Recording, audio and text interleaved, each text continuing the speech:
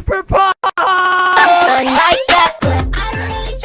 Today I'm going to tell you about a genre that doesn't really exist. Well, I should say it does exist. The name of the genre exists for reasons that were beyond... Oh my gosh. The name of the genre exists for reasons that were beyond the artist that invented the genre's control. Now you're probably wondering, who are you? Why should I take your word for it? Why am I tied to this chair learning about this genre I don't care about? Let me go. The people who made up the name of the genre have verified me as someone who indeed makes it. This was completely unintentional though, which is why I can also speak that I know other artists are in this genre that don't, or at least initially didn't claim it. The culprits in mind that I'm thinking of that are responsible for this genre name are actually Spotify. Oh, brother, this guy stinks! Okay. I know. The name actually didn't originate from Spotify, and I know it's been around for years. In fact, a lot of other artists have claimed it for the name of their collective, or perhaps for a genre that they were making by themselves. And it seemed to sort of click well with Charli XCX fans whenever they were trying to describe PC music or, other genres that they liked. But for some reason, Spotify seems to gravitate towards that name, and they sort of let other artists decide what hyperpop was by giving them their very own Hyperpop playlist. A playlist where artists are given placements and the sound is centered around people who stylistically reminded the main curator of the playlist, Lizzie Sabo, of music that the electronic duo 100 gecs were making.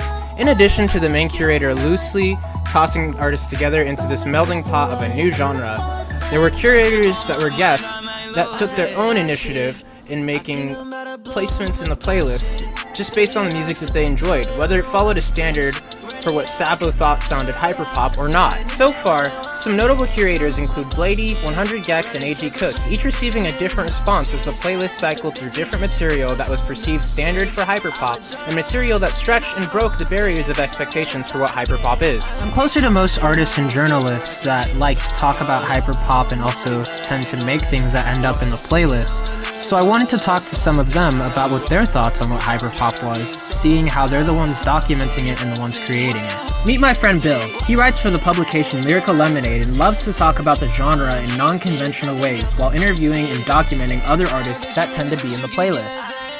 When I think of hyperpop, and I know this song just came out recently, but like Eric, Likewise, that just came out, that song embodies the genre to me. I really think that song is like the prototypical brown. You said that you hate me, I said likewise. You backtrack, hit my phone and send me hard eyes bloodshot, baby, I've been out like all night. That's a sunrise. Got the whip, I told you sit tight, cold like fries. You said that you hate me, I said likewise. You backtrack, hit my phone and send me hard eyes. Likewise is, if you could lay the groundwork for the genre, I feel like that song embodies everything. From it's just as distorted as it is super clear and clear cut, and the mix just pops out, and it's really appealing. But it's appealing in a pop sense. Yeah. It has all the qualities that if you described it, you wouldn't think you're describing a pop song, and that's what hyperpop is. I just think it's the antithesis of pop, but being just as pop as pop. Of course, across the board, not everyone agreed on the same definition of what hyperpop is or its ideals. Alvin and the Chipmunks meets Skrillex. Hyperpop is more than a Spotify playlist. Subgenre of pop music. Okay. So if you have pop music as the main genre, then hyperpop would be the subgenre. But you could even say it's a subgenre of a subgenre. But I don't think there's any point in getting that deep. It's a subgenre. Okay. So got you. After picking interviewees' brains for their thoughts on hyperpop for a few hours, I needed to see if there was a correlation between how Spotify views their own playlists and how the listeners and participants of the playlist view their own music and the music they listen to. I think corporations or publications or whatever are just trying to find a way to categorize these people so the writing can seem concise and things like that. It's a whole community of people that are real people and not a corporation. Do you feel like Spotify sees hyperpop the way that you see it? How would you describe your song Risk, which ended up on the playlist?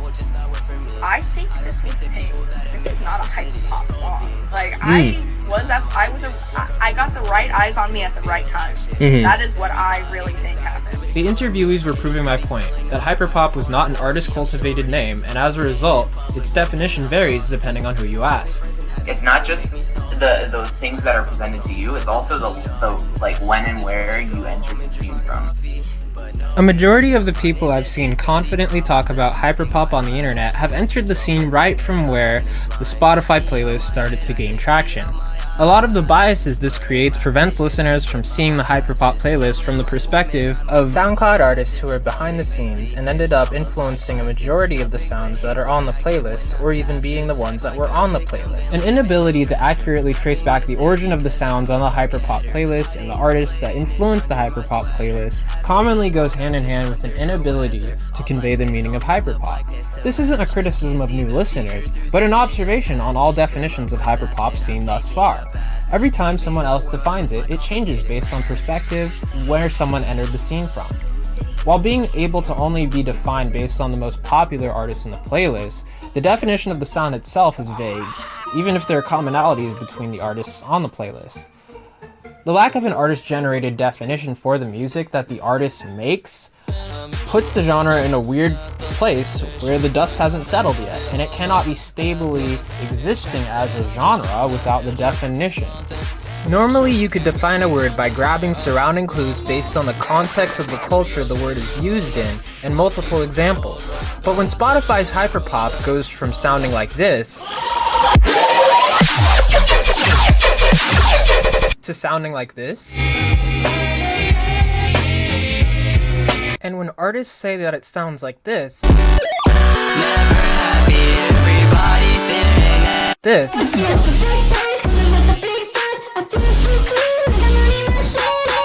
but onlookers think it just sounds like this. My name's Emily and I'm 5.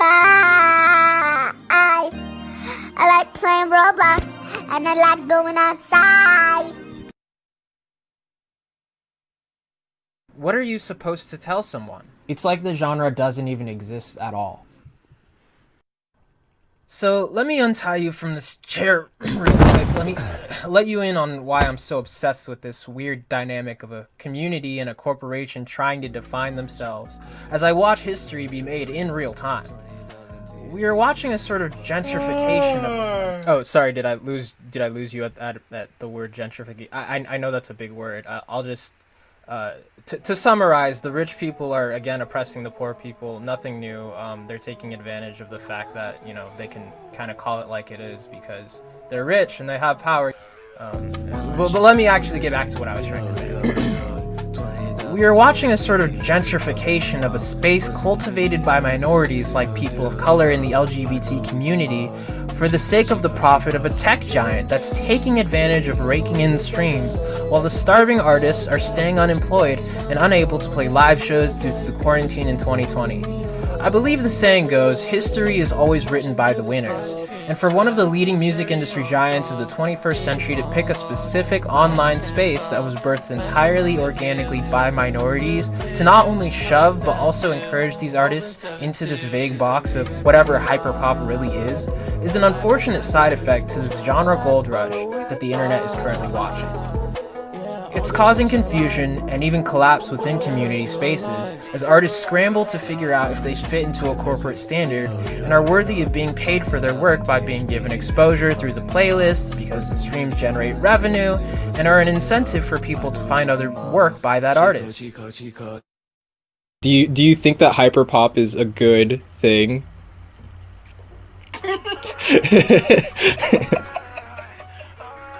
Interpret that how you will. I love that question.